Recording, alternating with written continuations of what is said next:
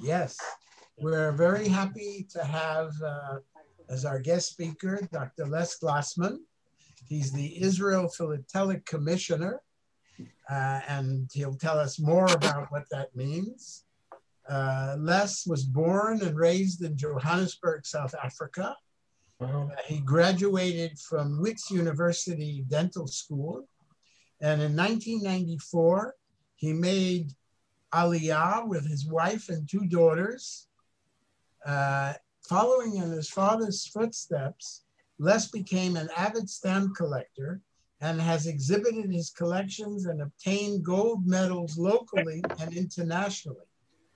It was his great honor to be appointed International Israel Philatelic Commissioner. Can you speak up a little? Yes. I can hardly hear you. 1 second. Yes. Do you hear me better now? A little. A little, only a little? How do I make the volume on?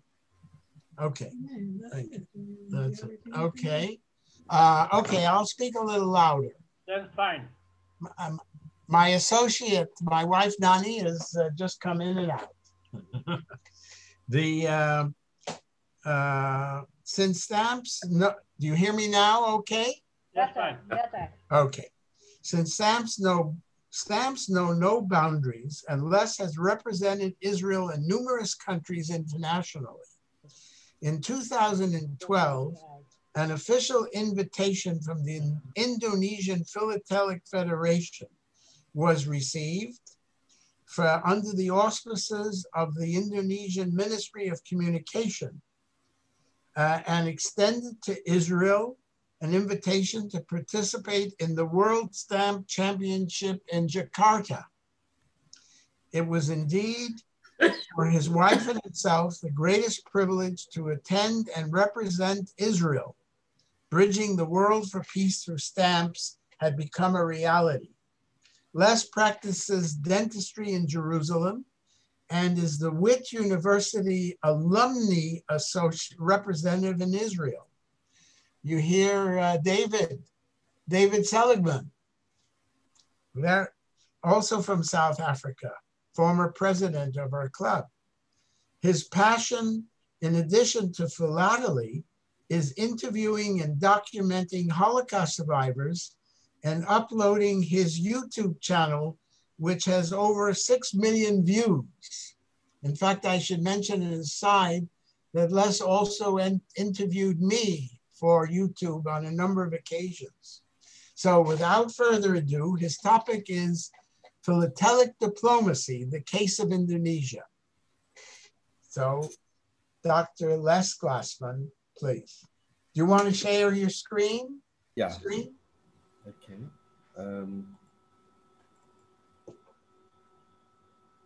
Okay.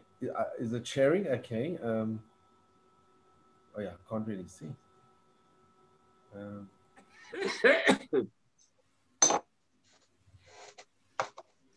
Art is first of all, I want to thank you. Is it share? I can't see if it's sharing. It's sharing just a small stripe, white stripe. Yeah. Can you maximize it?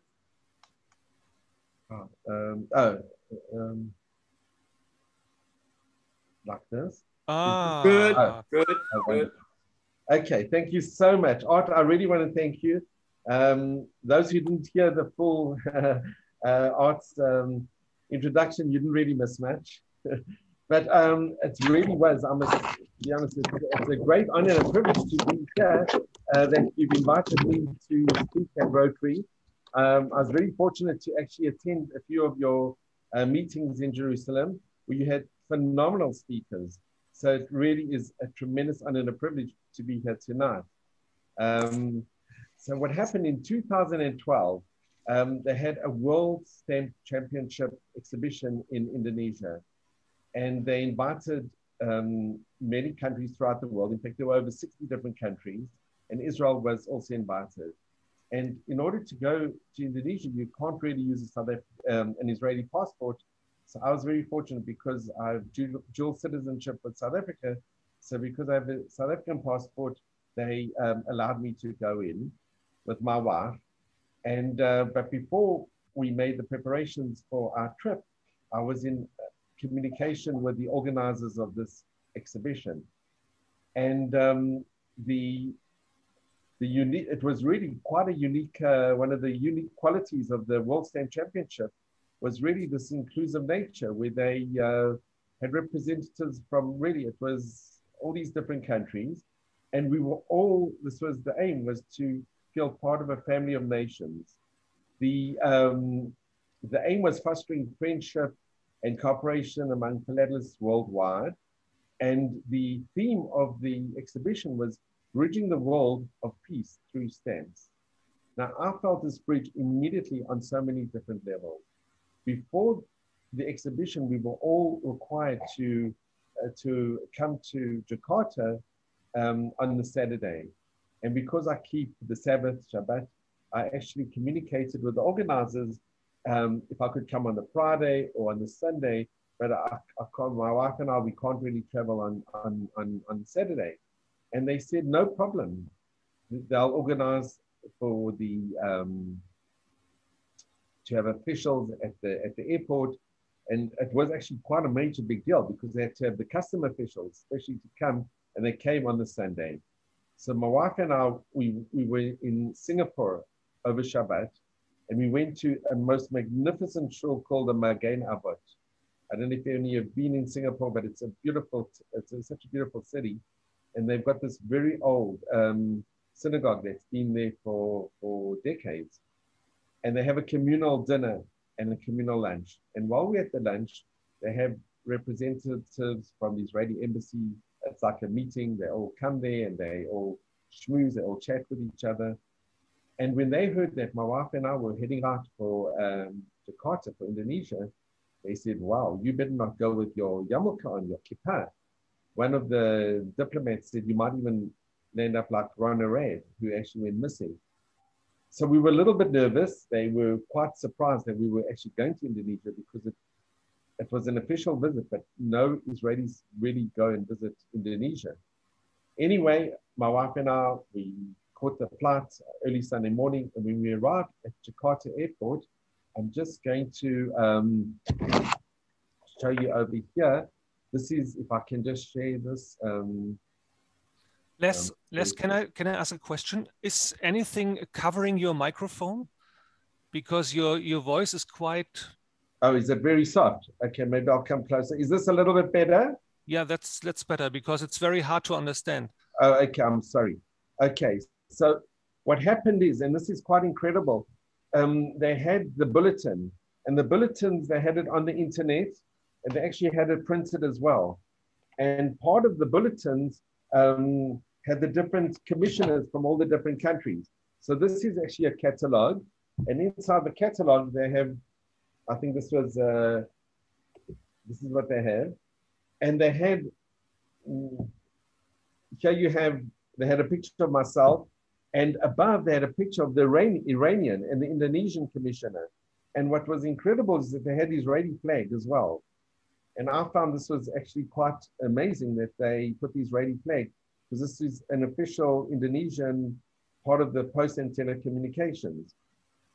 Anyway, we arrive at the airport, and as we're coming through, going to customs, we see the sign, death penalty for drug traffickers under Indonesian law. So we were a little bit taken aback with seeing such a sign, but we weren't worried about taking in any drugs, but it was just a little bit of a wake-up call. You know, I'd never seen such a sign before at an airport. Anyway, when we got to the airport, we were met by the customs officials. They were really, really very nice to us, and they were very welcoming. They organized a special taxi to take us to the, it was at the convention center. And when we got to the convention center, wow, we saw such an amazing welcome committee that welcomed us. And while I was in the taxi driving, I wore a cap. And I thought, you know what, all my life I've worn a yarmulke. I haven't really worn a cap. So I just took off my cap. And I thought, I don't know, what will be, will be. But everyone saw me with a yarmulke on. It made absolutely no difference. You know, it was like immaterial. People were just very pleased that my wife and I were there. But it was really, really lovely to see this welcoming committee. And I'm going to show you a video now.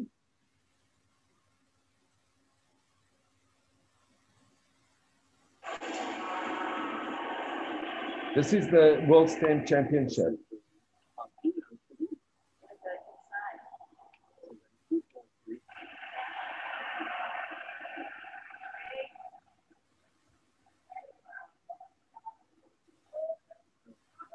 Organizations in some cities throughout Indonesia. In the early 1953, FPI became General Association of Philatelists in Indonesia, with its first public exhibition called Under the Lover, held in Jalan Galuh.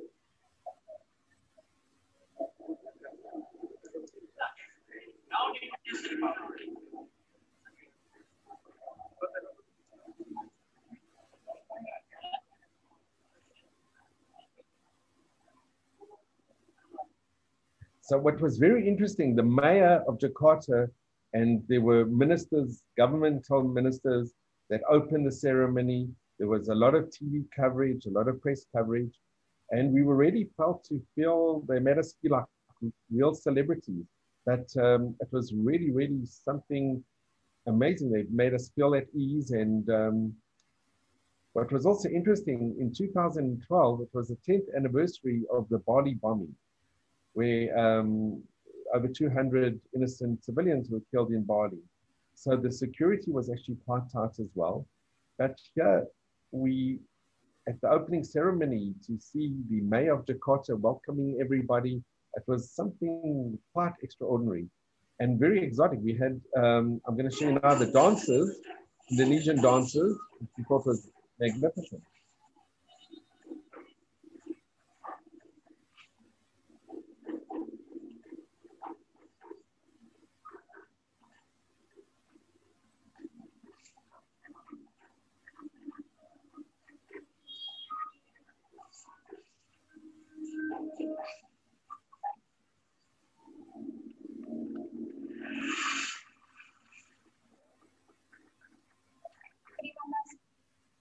They really put on a beautiful show.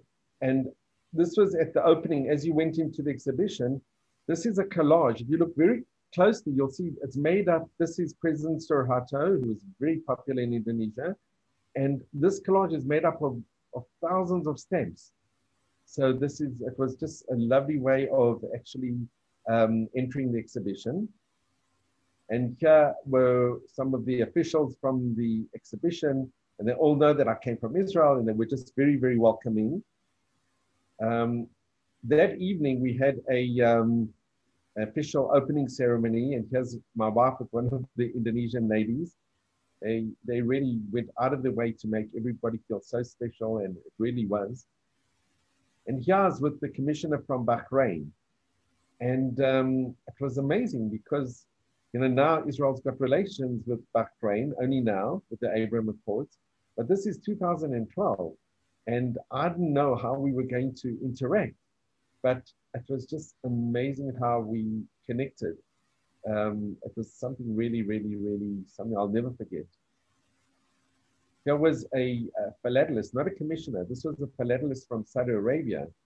And we communicated. His English wasn't that great, but I gave him some stamps from Israel and he gave me from Saudi Arabia. And we just got on so nicely as well. This is an interesting photo. This is the Egyptian judge and his wife. At the exhibition, you have commissioners that bring the exhibits from different countries. And then you also have judges. There weren't any Israeli judges, but there were judges, international judges from all over the world. And when we met with the Egyptian judge, I actually mentioned to him that I'd been in Cairo, I'd been at the different synagogues, and I'd been at the museum, and also in Alexandria. And my wife, when she was young, she actually went down the Nile to Abu Simbel. So we had so much in common, and we would spend drinking coffee and tea together. We really developed a very close connection. Here was somebody from India is on the very left, and in the middle, it was just so nice seeing, can can remember, he was actually, it was also one of the guests that came to the, one of the commissioners. I don't actually remember. I'm just going to go to the next slide. Wait a minute. Yes. Very beautiful. Thank you. Okay, bye-bye.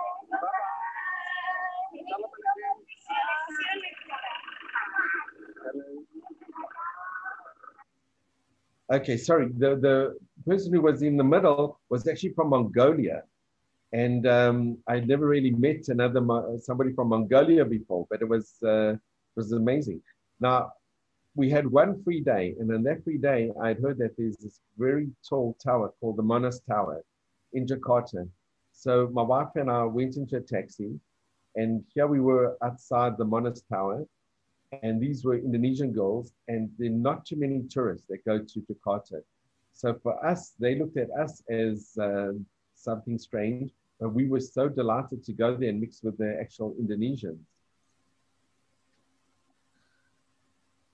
We are very keen to meet you whenever possible, because I believe in both-way traffic, then we can stop a lot of things. Okay, I'm just going to interrupt here. The last day of the exhibition, we had a FIP conference. That is Federation International Philately, where it's like a mini UN conference with the different countries where they discuss all matters pertaining to philately, exhibitions, stamp issuing, anything to do with philately. And it was they have delegates from different countries that attend. And I was very privileged to represent Israel at this conference. So this was the opening ceremony of this conference, which was the last day of the exhibition. Like this morning, my 10 minutes discussion with our new Rotary chairman, Shopper, we stop a lot of doubts in our mind, although I don't know for so many years. Thank you, Shopper. And we take the effort, for example. So what was very interesting at this conference, they have the countries by name. And Israel was placed next to Japan on my one side, and on the other side was Iran. And even today, there's like such a bit of, unfortunately, with the governments, there's a big conflict between Iran and Israel. Unfortunately, it shouldn't be. But here I was sitting right next to the Iranian commissioner. And what had happened before we had the conference, the Iranian daughter, she came up to us one morning when we were having breakfast. My wife and I, we were just drinking coffee. And in perfect English, she said to us, "How are you keeping kosher in Jakarta?" So we said to her, we couldn't believe that she spoke English, but we said to her that, we bought provisions from Israel and we have the coffee and we can have the fruit. And we actually got on quite nicely. And when I went to the conference, I know that I'd be sitting right next to the Iranian commissioner. And it was a whole day event, this conference that we had, this congress. And I had seen, there was an Iranian film, I think the year before, that won the Oscars. And I had actually seen that film. And his English was not bad. I unfortunately know Iranian, but his English was not bad. And we communicated incredibly well. Like all barriers were just broken. So I'm going to show you the next slide. So this was the picture where you have me sitting next to the Japanese and the Iranian right next to me. And, people said it was quite amazing that Israel and Iran can sit with each other without any conflict. And you really realize that with philately, that all boundaries are really broken if you have the same interests and the same respect for each other. It was actually quite, it was wonderful to see that. When I came back to Israel from Indonesia, I had these pictures, and there were quite a few magazines and newspapers that really wanted me to give them over. And I actually didn't want to. Haaretz is one of these, it's a more liberal newspaper that came to my home. And they did this video, and then they asked me if they could have this picture. But I'll just show you the video first, and I'll tell you my response. This is with the same Iranian commissioner shaking hands. This was during the exhibition. We had so much in common, and we actually copied quite a few times together. It was really lovely.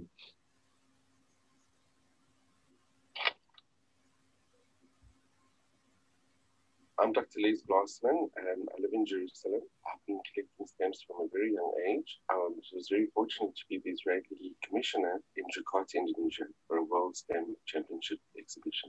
The theme was bridging the world of peace through stamps, and by officially inviting Israel to participate, I think it was very significant because basically the two countries, Indonesia, which is the most populous Muslim country in the world, with over 250 million Muslims, has no diplomatic relations with Israel. When we arrived, we were extremely warmly received. Most Indonesians had never met an Israeli before, let alone anyone wearing a yarmulke, and the response was extremely positive. When I mentioned I was from Israel, people were very, very interested to know more about the country.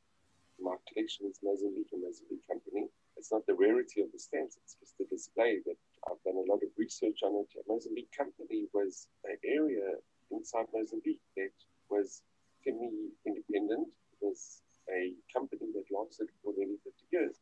They had a bit of independence, and one of the features of the independence is they issued their own stamps separate to Mozambique.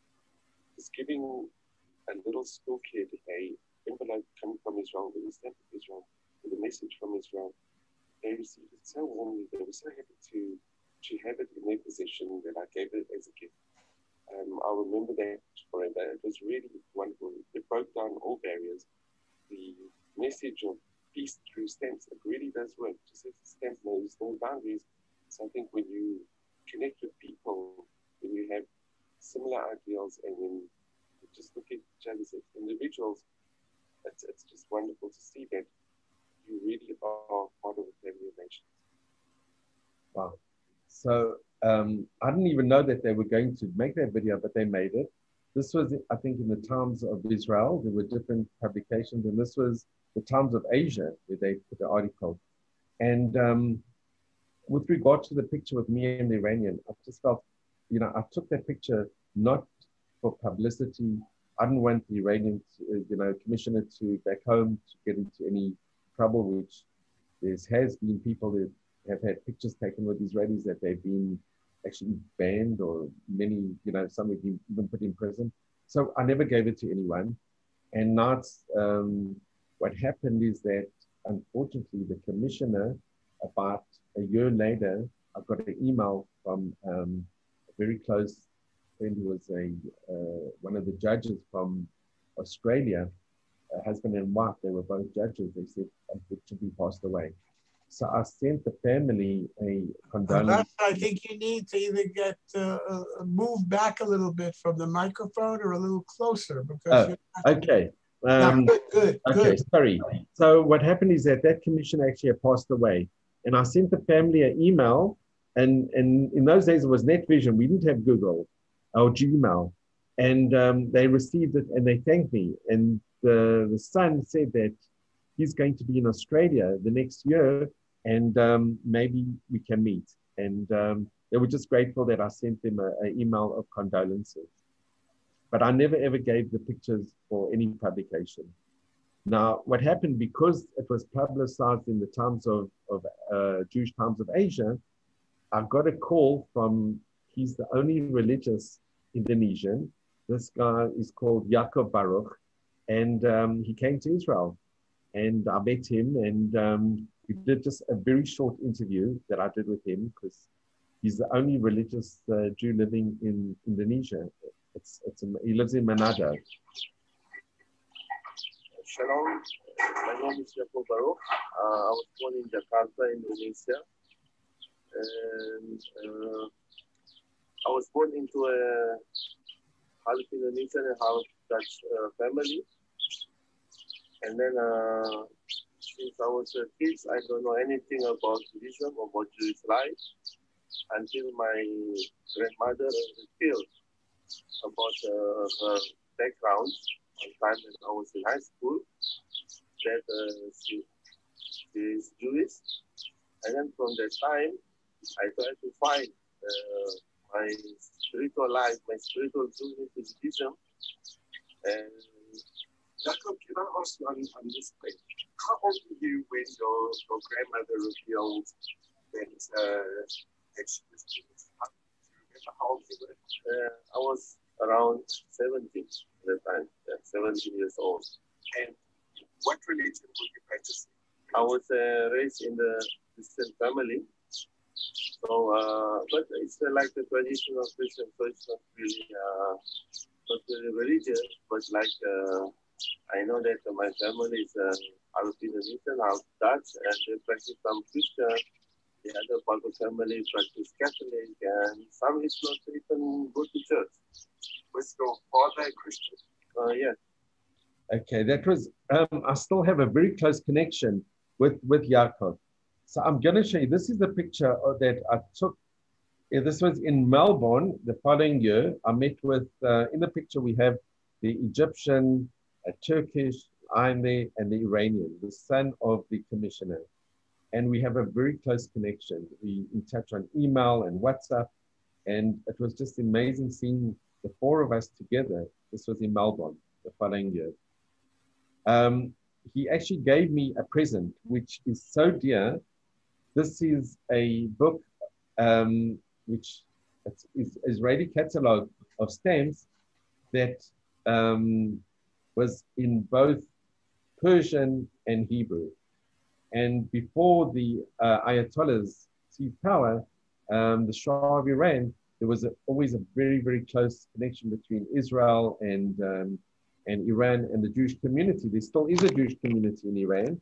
And this is what he gave me. I treasure it. It was the most beautiful, such a lovely gift that he gave me. What happened 5 years later in Bandung. Bandung is in West Java.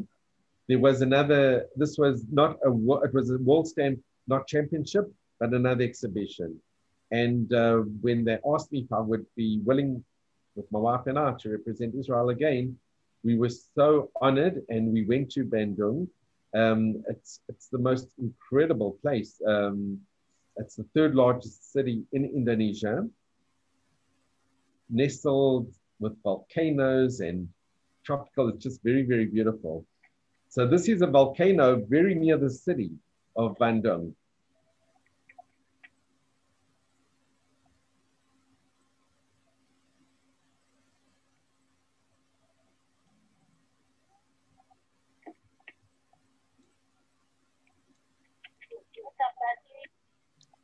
And at the exhibition, this was the World Stamp Exhibition.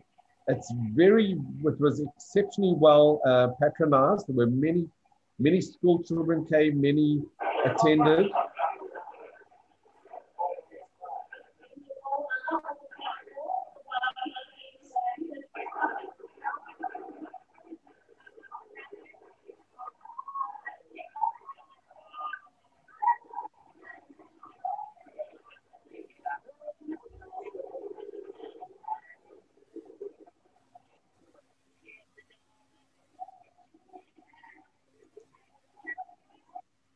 You can see it had tremendous press coverage on TV and in the papers. And we were invited to the governor's house. This is the governor's house in Bandung.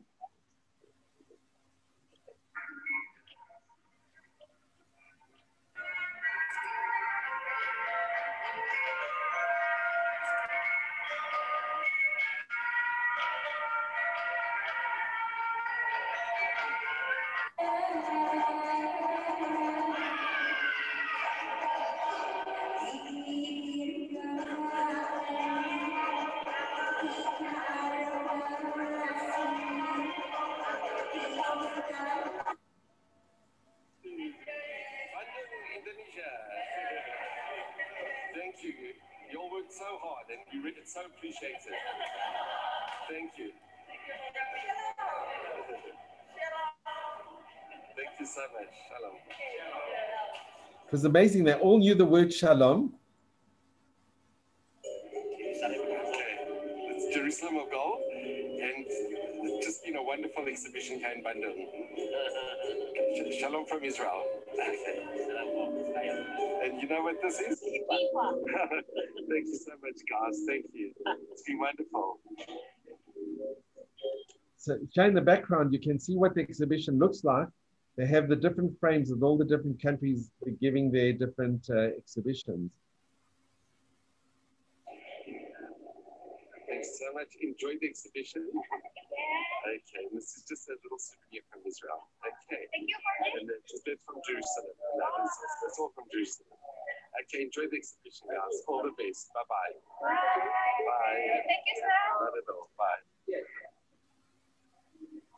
So what I did is I had quite a few postcard covers with these Rotary stamps, and I had postcards of Jerusalem, and I just gave them out to the kids, and the smile on their faces, it was literally like I'd given them gold. They were so excited to receive it, and that it came from Israel. They were even happier. It was really something. It was an eye-opener. How do you know? Shalom. Yeah. I watch it in TV such as National Geographic or Discovery Channel. Wow, okay. So I hope you enjoyed. So, Toda Rabah, let's thank you. And Shalom is hello and goodbye and peace. We all pray for like peace. And you must one day come and visit Israel. It's very special. Okay, all the very best. And it's so nice meeting you all. And I hope you enjoy it. And enjoy the stamp exhibition. Okay, bye-bye. Shalom. Shalom. This was with I gave also a first aid cover to a philatelist from Saudi Arabia. And this was actually quite amazing. This was in 2017. So they had a booth from North Korea. And I don't know if you can see in the picture, but no one's really smiling. I was smiling a little bit. But it was just amazing. For the first time in my life, I'd actually met somebody from North Korea. It was something, wow, it was really extraordinary. Okay, this is Bobby from Bali. And you were singing, how do you sing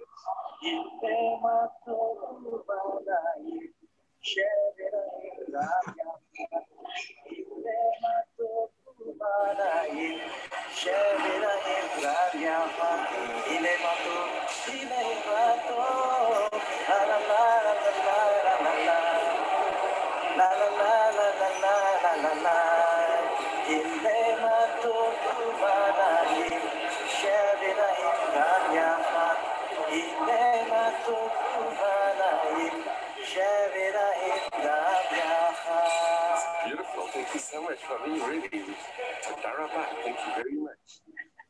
Shalom from Israel. Wow. So that was one of the most amazing things. We met Bobby. He was also at the exhibition. He had come from Bali, and we were just in our conversation. He said he loves Israeli music and he can sing. So I said, "You mind if I just video you singing one of the songs?" And here he sang Hine Matovu. I think it was something. It was extraordinary. He has somebody else who was one of the youth exhibitors. I know. What do you know? What? He's an Indonesian. How does it go?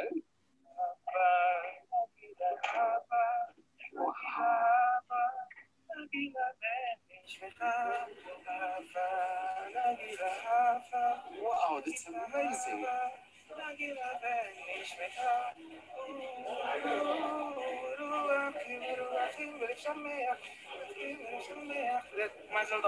Yeah, and then what else? What other song?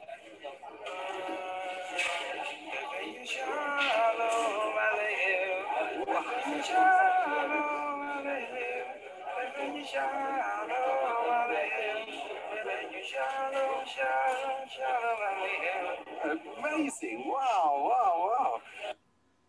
So if somebody would have said to me that in Bandung, in West Java, I would be hearing Israeli or Jewish music being sung by Indonesians, I would have thought that they were crazy.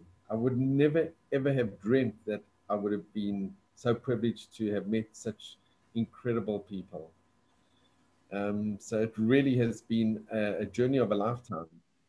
I just want to, this is just Israeli, beautiful Israeli stamps for Shana Tova, for everybody, for a good, healthy new year.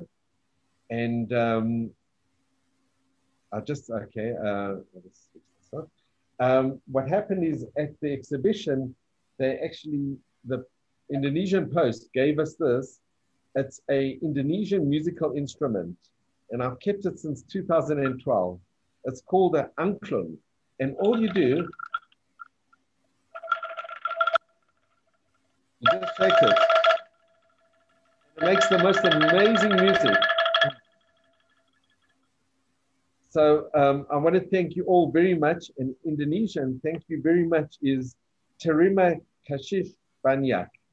So really, I want to thank you, Art, and to the Rotary for giving me this opportunity to share this incredible voyage, this amazing journey that my wife and I were so privileged to have taken. And I think what we really got from this is that you see people as individuals, and by communicating with anybody, you can just form such wonderful relationships. So really, thank you very, very much for giving me your precious time. And I hope you enjoyed some of the videos or something that I showed tonight. Thank you.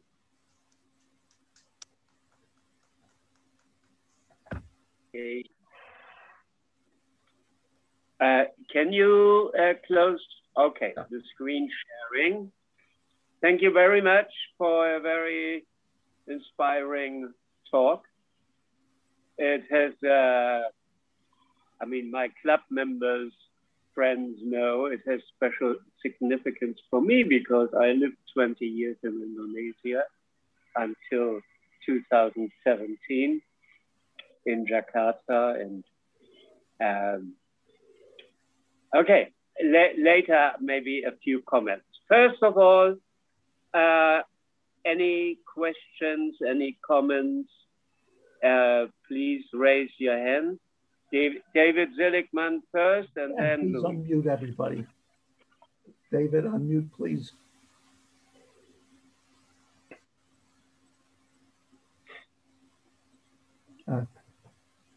David, so David, just muted.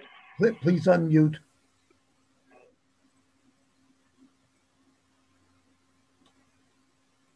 Okay, Louis in the meantime.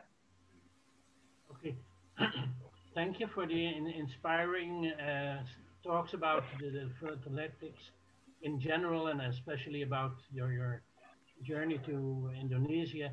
I would like to ask you, I'm a collector as well, and I've seen it through the years that the interest for collecting stamps has diminished tremendously. And so the prices of the stamps, even the good ones, have gone down extraordinarily. Do you see any revival of interest in philatelics? Can I answer? Okay. Should I answer or? Yeah, go ahead. So it's very interesting. You know, if you go to different countries, it varies. In Indonesia, so many children came to these exhibitions, and you see here in Israel, we had an exhibition in 2018, and it was extremely well attended. But so the exhibitions are really, it's the countries get very involved, and it's a showcasing the countries. But what you said, it is true, because unfortunately with emails, the kids that don't even know what a stamp is, you know, things have changed. And I think the philatelic world are moving maybe a bit too slow. It's a snail mail, but what they're doing is they're trying to make the stamps more appealing. So if you look at the new design of the stamps, there is a place for stamps. And I think with you see the post offices here in Israel, they're so busy because people are getting from Amazon and all the different places. Stamps, you don't get too many letters with stamps on. If you want to send an invitation, you just send it via email or WhatsApp today. With the prices of stamps, the big auction houses, because I get the Stamp magazine and I follow the auctions, the good quality material, there's still a tremendous demand. In fact, maybe even now more than before, because people are now limiting their collections. Maybe at one time there was too many stamps on the market, so there's becoming much less, and the interest in stamps is changed also. What's become very, very popular, and I've seen the growth in this in the last 20 years, is postal history. And people that have got letters, old letters, it's a whole new way of collecting, because not only do you see where the letter was sent and who it was sent to, but you're actually touching history. So my advice to, whenever I give a talk or I meet people, any letters that you have, family letters, you really should treasure, and definitely not cut out the stamps. The stamps aren't worth that much, but the postcard and where it was sent from and where it was received, it's so important. We got a letter that my late great-grandmother sent from Kovno in Lithuania in 1936. We didn't even know that she was there in 1936. So the philatelic world is changing. The postcards are becoming very popular as well. And they're now incorporating in exhibitions all the different facets of collecting. Postcards, you'll see many exhibits of postcards together with stamp exhibits and letters of postal history and postal stationery. And people really are encouraging the youth to collect because it's such a wonderful hobby. And they're having one frame exhibits. So you can have any child, any youth can write up 16 pages with their favorite stamps or their favorite letters and exhibit that as well. So they become very, very aware of that they don't want the hobby to God forbid die out. They want it to just, people should enjoy it, because at one time it was the world #1 hobby. Philately was the world #1 hobby. What's more interesting now, I guess, are the letters before the stamps were. That's the pre-philatelic. Yes, the pre-philatelic is, I've got a collection of pre-philatelic from Jerusalem. And because the truth is I couldn't afford those with the stamps on from the Austrian and the German and the Russian. It was too expensive. So I decided those I was going to sell, and I actually have a 16-page, it's a one-frame collection of pre-philatelic. But it's absolutely unbelievable. There's one letter that was sent to Lord Rothschild in Paris. It just says Rothschild Paris, and it's amazing. And really a collector's item.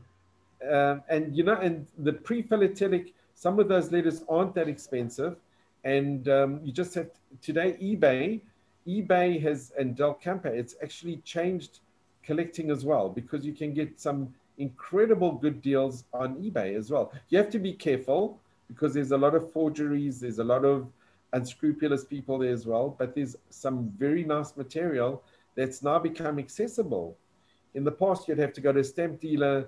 So even the stamp dealers and the stamp auction houses have a lot on the internet.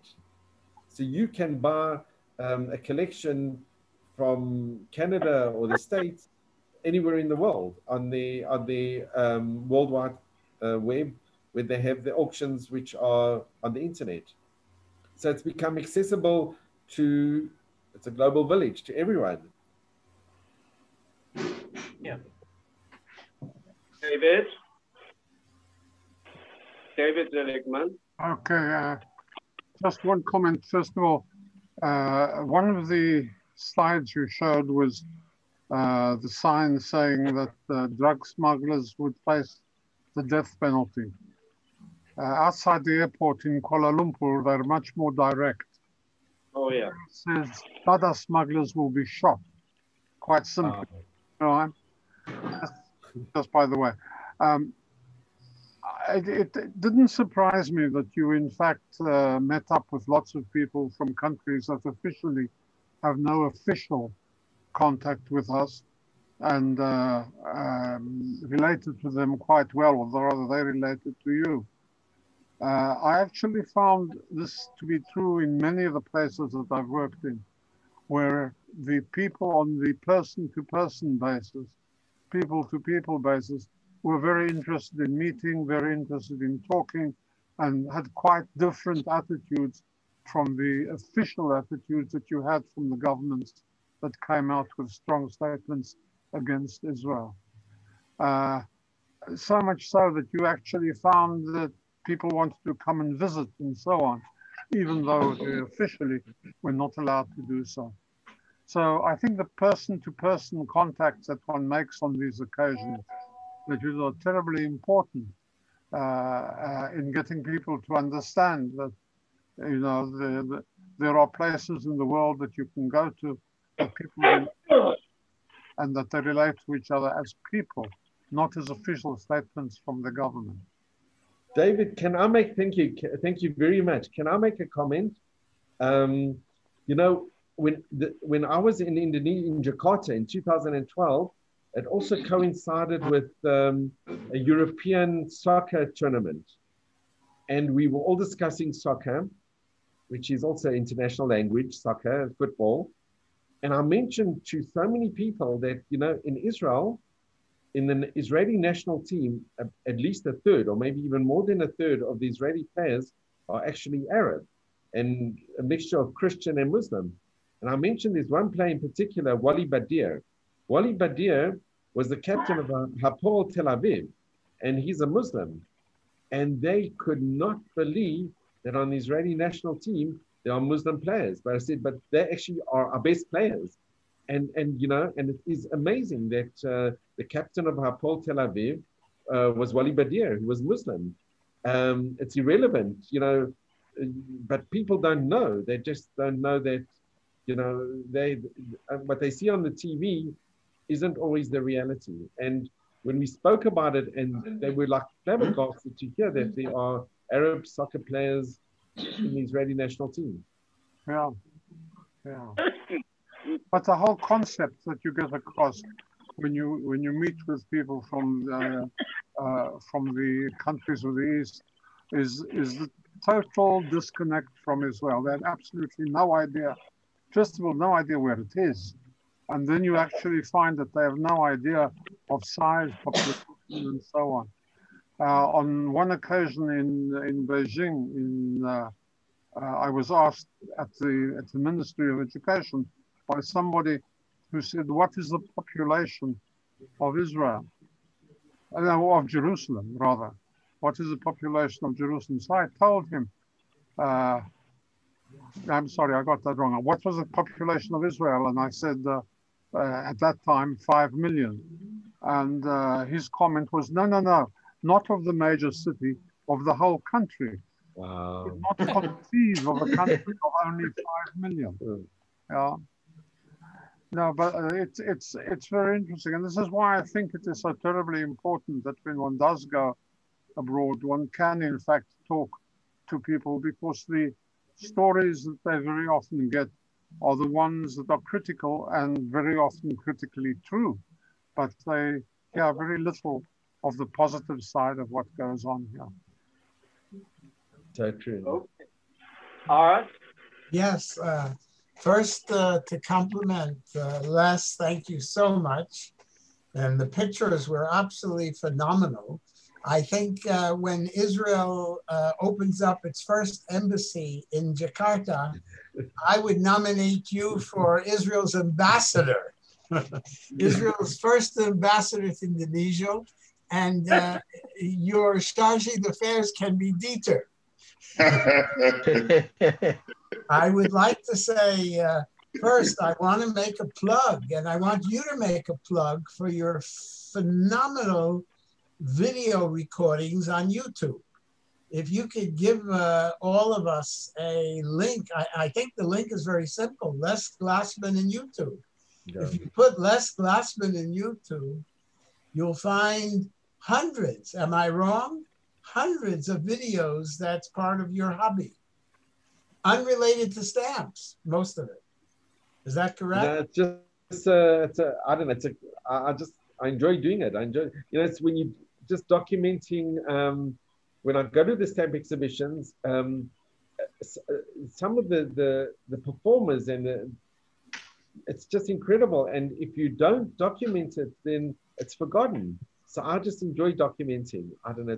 It's maybe something crazy, but I do. And then I also want to compliment you on not bringing into the exhibit any of the Israeli stamps in which the gum is laced with hashish. So congratulations on being very discreet in that regard. Of course, as most people know, hashish is, tell me, is hashish used in the gum of any stamps in the world? Now there was a question, because it's got gelatine in. So it was a question, can you actually even lick it if it's got gelatine in? For not only for kosher purposes, what about vegetarians?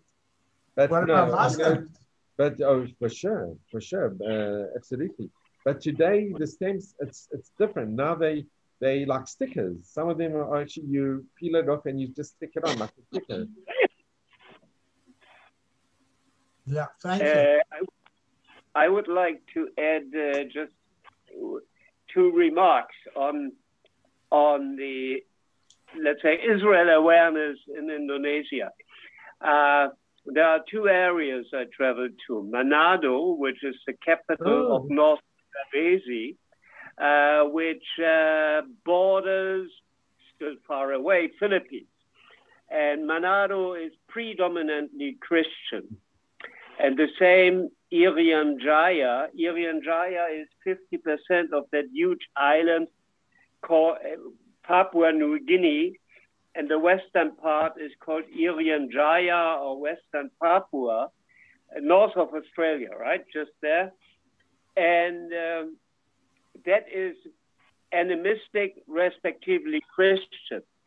And in meetings with the governor or deputy governor, I mean the highest officials in the territory there, any official meeting that I participated is open that the governor says first, shalom.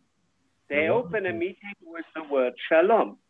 In Java or Sumatra or Kalimantan, which is the Borneo part of Indonesia, they open official meetings with an Arab prayer in Arabic. And I always was wondering, and then I asked friends, they do that in Manado and Irian Jaya as a kind of despite. They want to tell the Muslim majority, we can do it our way. We do not want to do it your way. Both areas are having independence groups anyhow, especially in Irian Jaya. So there was never seems to be a synagogue in Jakarta, but there was one in Surabaya, which is the second largest town of Indonesia on Java, the industrial town. And that was destroyed some 12 years ago. No, when did happen the Marmara incident with Turkey? If you remember the flotilla that came, as a revenge of the Marmara attack by the IDF, they burned Dieter. down the city. Yes. Dieter, you. Hello. Yeah, go on. Okay, so they burned down the synagogue, but there was no active community anymore.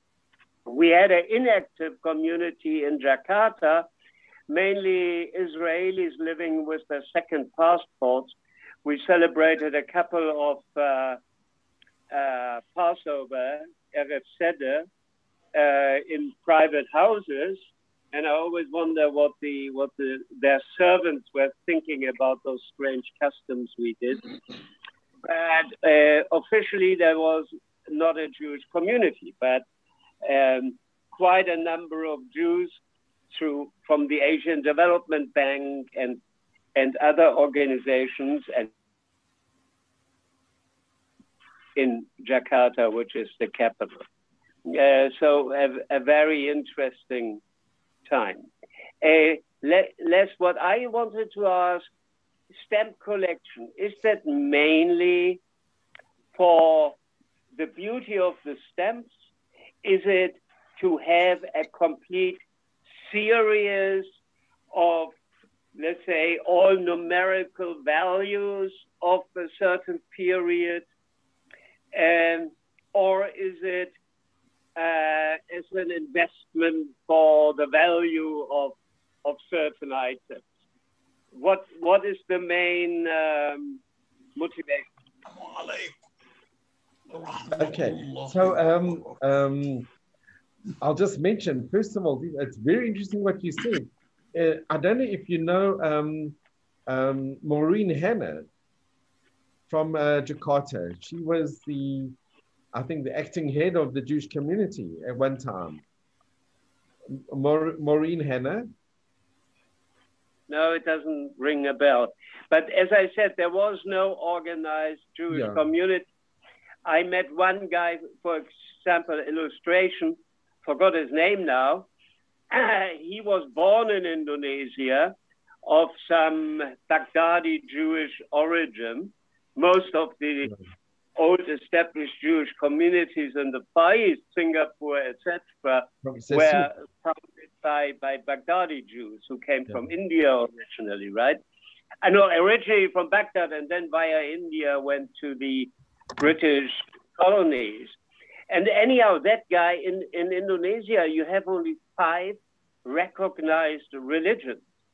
And like Israel, everything has to be done by a religious institution. To get married, you have to say, what is your religion, right? And so the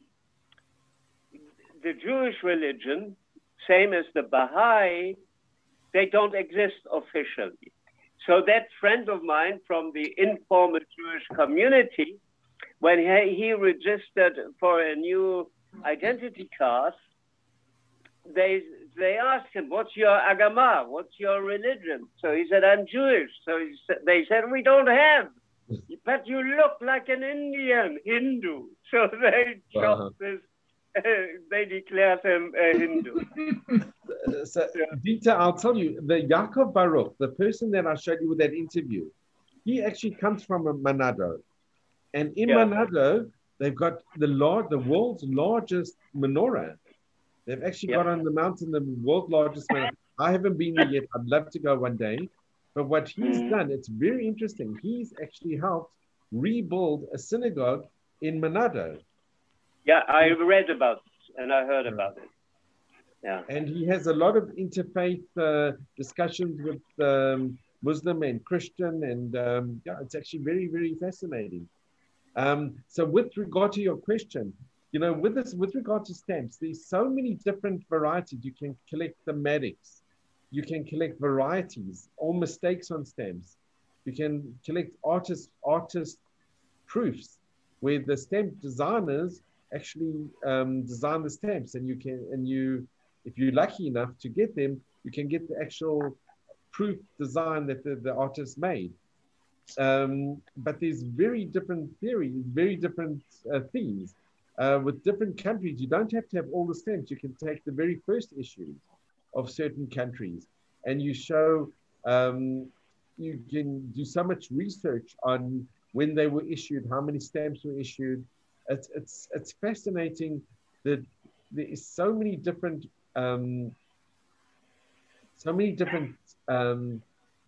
I don't know, not only themes in philately, but you can find sports, you can find religion, you can find dogs, nature. I saw the most incredible exhibition in Germany. It was in near Stuttgart. We had an exhibition in Fellbach. It was Israeli, Germany. We had a joint exhibition. And one of the winning awards was my friend the dog. And everything to do with the dog. They had the cancellation. If there was a cancellation with the dog on, it was just the most beautiful exhibition. And it's not always the value. Sometimes it's the rarity of getting the stamp or a cancellation when it's a postmark. And people collect all different types of anything related to philately. But with regard to the value, if a stamp is hasn't been issued, if there weren't that many stamps that were issued, or if there was a stamp that was issued and they found there was a mistake in it, so then those actually can become very valuable. Or like to take Israel, the very first stamp of Israel, the Doivri. So that there weren't that many issued, and if you managed to get the Doivri and they had a tab on it, so those are actually quite valuable.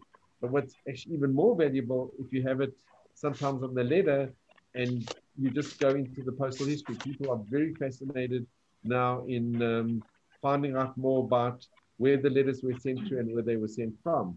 There's also, people do aviation, there's crash letters, there's people collect things to do with the Holocaust, how people sent out letters that saved people's lives. There's just so many different facets in philately. And there's so much research. Thilo, I think, Thilo, you had a question?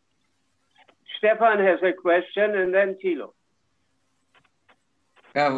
For me, it was really fascinating presentation.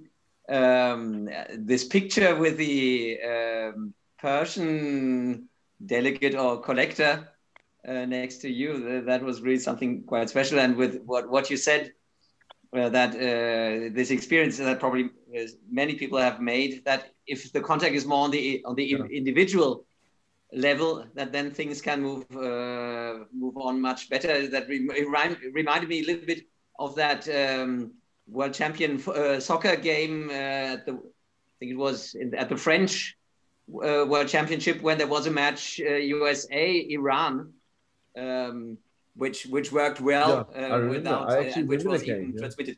But my question is, perhaps I overheard it in the report, but how did you actually, everything went so well and all the people you met, but I haven't really understood, that was also the teaser that Thilo had sent, that you actually managed to enter the country. Somehow I've overheard it, or could you explain it again? That you dared to go there despite of the threats, and that they let you enter despite of where you came from. So, how did this actually work? Or somehow I have missed that, or could you explain it again, please? So Stefan, I'll tell you what was very interesting. They were very happy that we were participating. And I think part of the Indonesian culture and part of the Arab culture is hospitality. And those countries, because there were a few European countries that actually didn't attend, and they were very upset that they didn't. But those countries that made the effort to come, it's not an easy journey, but they were extremely grateful. So I was lucky because I have I'm a dual citizen with South Africa. You're allowed to keep a South African passport if you're Israeli citizen as well, and vice versa. So in South Africa, they know that I've got Israeli passport, and here in Israel, they know I've had a South African passport. So we entered Indonesia on my South African passport, but when I got there, everything was Israel. They had the Israeli flag under each exhibition, under each exhibit. When you look at the catalog, I'll just show it to you. So these are the commissioners. So they actually put the different commissioners, and they had the Israeli flag under my name, which I thought was incredible. They didn't have to do that. They could have just left the flag open, because it really was something really quite, this was 2012. It was something quite groundbreaking in a way to have the Israeli flag. I was just very, very, I don't know, it's hard to say, but I was so grateful that they did that, because they really went out of their way to make everybody, including me and my wife, feel very, very comfortable, and they appreciated that we came. Thank you. Thilo? Yeah, Les, thank you very much for your fascinating talk. I read on the internet in preparation to this meeting that you started collecting stamps in your childhood years with stamps depicting cats and dogs. Yeah. And now could you name like 3 of your highlight stamps or postcards of your collection, stamps with a rare, expensive, or like interesting story to tell? Okay, wow. So on eBay, it's actually very interesting. I collect Mozambique. And I've got a letter with the hippopotamus. It's actually it's not a very expensive stamp, but I've got this letter with the hippopotamus because I've got an artist, the artist who actually drew the stamp. I've got that actual artist drawing as well. So anything to do with the hippopotamus, I just have an affinity for. I don't know. So I saw it on eBay, and I actually got the letter. And when it came, I couldn't believe it because when I turned over the letter, it said Al Schwartz from Bara to Salisbury, and that's my wife's grandmother. So here I've got a letter that came from the States, somewhere in the States, on eBay, which was incredible. And then I'll just another fascinating cover. I think it's in Haaretz did it when they came to my home and they did that interview, which I didn't even know they really were going to be doing. So there's a envelope, it's from Mozambique company, and it's addressed to Cabrit in Alexandria. And I was exhibiting this in Tel Aviv. I get a phone call from the Philatelic Federation that somebody urgently wants to contact me because they want to buy that cover. So I know it's not very valuable. I paid maybe $50 for it, $100, you know, and it wasn't big money that I paid for it. And what's so special about this cover? So I said, let them phone me, and I took their number, and I think either I phoned them or vice versa. And then they said to me, you know, it was interesting because it was Kibrit from Alexandria to Bara. And they didn't know that there was a Kibrit family in Bara, and their family is Kibrit. So here, by going to this exhibition, for the first time, they actually saw that there was part of the family actually landed up in Bara, which they had no clue. So what I did is I said, you know, you don't need to buy the cover. I'm collecting it more for the stamps and the postmark, but I'll make a photocopy, a color photocopy, and I sent them the color photocopy of that cover. So that was actually quite interesting. And then I think for me, what's very fascinating, I managed to get from a good friend of mine in London, a Montefiore letter from Sir Moses Montefiore, and it's got his signature. And it's an original letter that he writes to Jerusalem. And just, you know, when you go to the old city and you see the windmill of Montefiore, and I learned the history, he was quite a character, little over 100 years old, but you're actually holding the letter that he wrote with his handwriting and his signature. So that it's not a very, very valuable, it's worth a couple of $100, but for me, it's invaluable. You know, it's priceless because there are not many of them around, and I'm just very grateful that I have it. And it's one of my prized possessions because you're actually holding history and you read the letter and it's phenomenal. Thank you. And I just want to learn more about the videos you are recording with Holocaust survivors.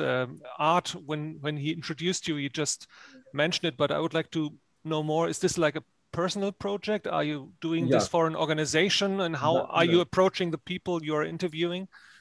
Okay, so I'll just, okay. So when they had an exhibition in Klagenfurt, in the south of Austria. Yeah. And Klagenfurt and Israel, and there's a city in Nazareth Elite that are sisters, they twin cities. So they had an exhibition and they invited Israel, and I was the commissioner, and I went there, and I was in Vienna before going to Klagenfurt, and I was sitting in the park, and an old lady I was sitting next to me just struck up a conversation, and it turns out that she was a survivor. So I had my camera and I said, "Hey, do you mind if I just hear your story?" And she started relating to me her story, and it was just absolutely phenomenal. And when I was in South Africa, I actually met, somebody said I should meet a survivor. She's going to be turning 100 in a few months' time. She was in the Warsaw Ghetto, and then she was sent to Majdanek, and then Auschwitz. And this lady, Ella Blumenthal, is the most positive lady I think I've ever met. She is so positive. She's smiling, and she went through like hell. And just to hear people that have come out of such difficult, hair raising, and there's no words to describe the hell that they went through, but they are so positive, and they created families, and they lived their lives, and they were so productive. It's just so inspiring. I don't know. I find it very, very, very, very special. It's such an honor to do it. So there are not too many survivors left in South Africa. There's, I think, less than 30, and I've managed to interview quite a few. I don't really interview. I just want to document their stories. So I don't come with questions, and I just do it and I ask them. The majority allow me to put it on YouTube, so everybody can watch it. So I'll give you, I'll tell you something quite nice, and I think I don't want to overdo it. But there's a woman here in Jerusalem called Livia Beaton Jackson. She actually came from Czechoslovakia, and she was sent with her mother to Auschwitz. And in Auschwitz, Mengele actually saved her life. It's the most incredible story. Her mother had plaits. She had blonde hair, and her mother made plaits for her. And he came up to her, and she understood German. And he said, "Are you Jewish?" Because she looked like a German poster girl. And she said, "She is Jewish." And he said, "How old are you?" And she said, "She's 14. And Mengele said, "No, you must say you're 16.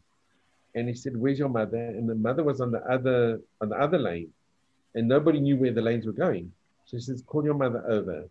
And she called her mother over, and the mother's sister, unfortunately, because she had like brown hair, they didn't allow her to come. So the sister didn't survive, but the mother and the daughter survived.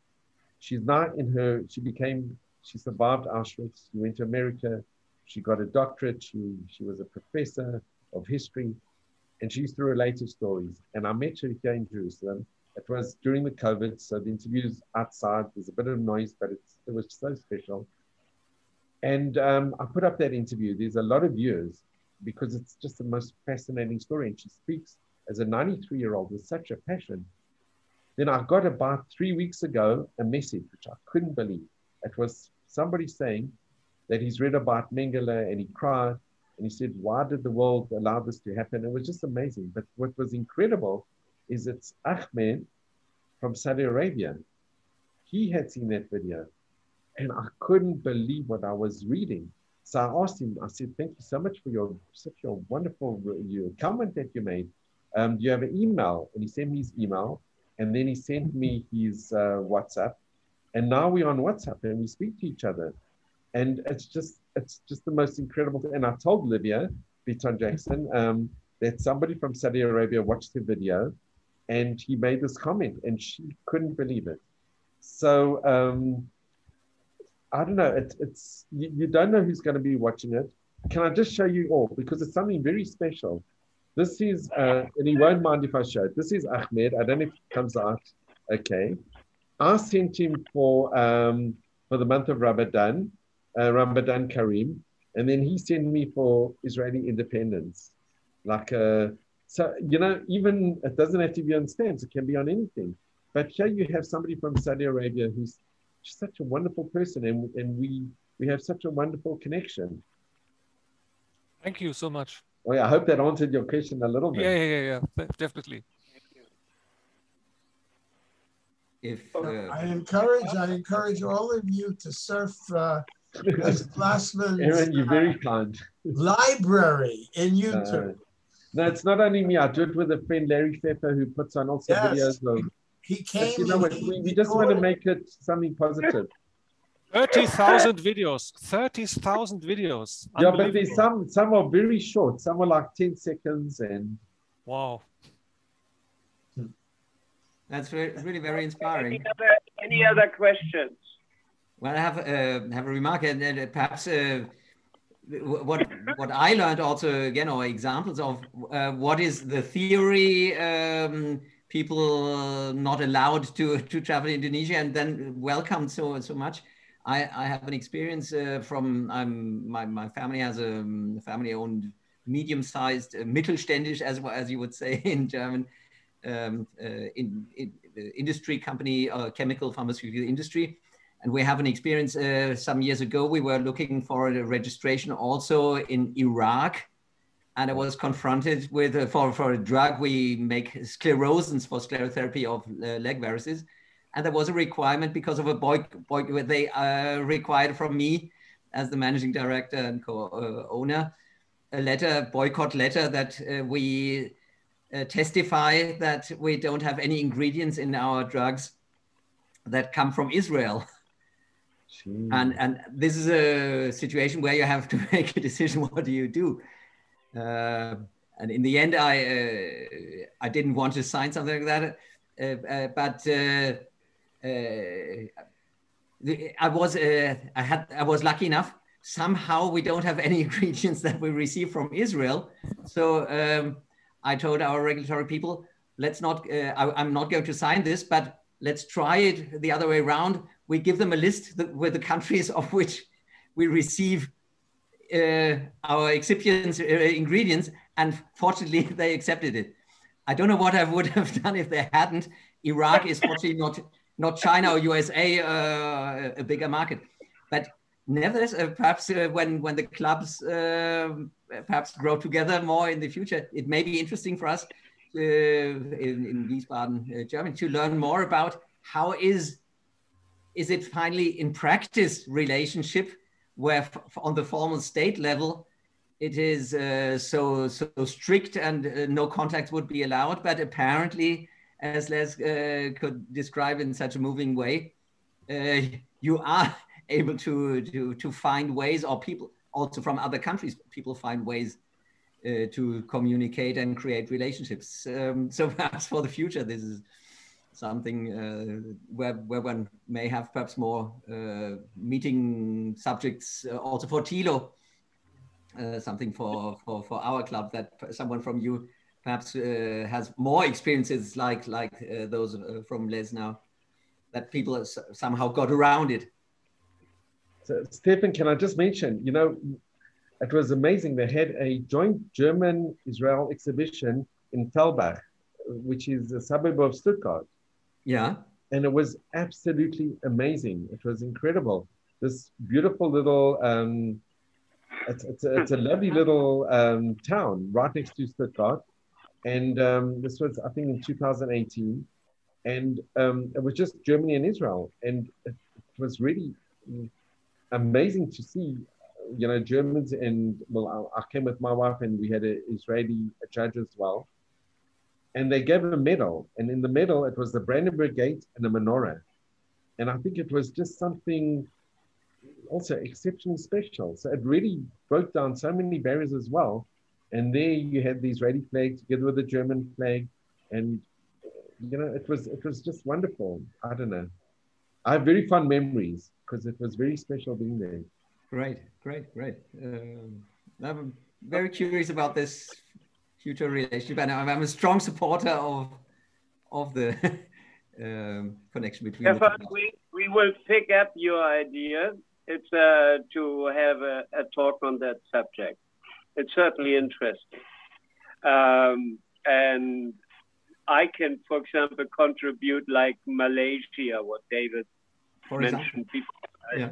And when I was resident in Jakarta, I was resident in Singapore as well, and was responsible for Malaysia too. So I have my own experience. But now we are coming close to an end. So my thanks to Les for a very interesting and inspiring talk. And Art, will you? Yes. I was very happy and thrilled to learn that Nicholas Kircher, who had to leave early from this meeting, and he was a past president of our club. He's now with Rotary in Bonn, and he came from Bonn, And he was when he was here in Jerusalem, he was director of the Schmidt Girls' School, the German language Schmidt Girls' School in East Jerusalem. And next week, he's going to give us a talk on the Schmidt School and adventure in education. So it should be very fascinating to hear from Nikolaus about the promotion of German culture and German education in Jerusalem, going back, of course, to the period of the German Empire and all the monuments that are here from the 19th century, churches, etc. So it should be very fascinating, especially that he's the former president of our club from Germany. Yeah. Thank you very much, Art. So then next meeting next week is again at the usual time, 1 o'clock noon time, okay? 5 Keep o'clock. that in mind. Kern, we're waiting for you at 6 a.m. or is it 4 a.m.? 5. Oh, no. I did it once, and I will try to do it again. But the early bird catches the worm. Yeah, and I don't have a real good taste. Early bird is welcome. Lovely to see everybody. Later out. Yeah, bye. Bye. Bye. Bye. Bye.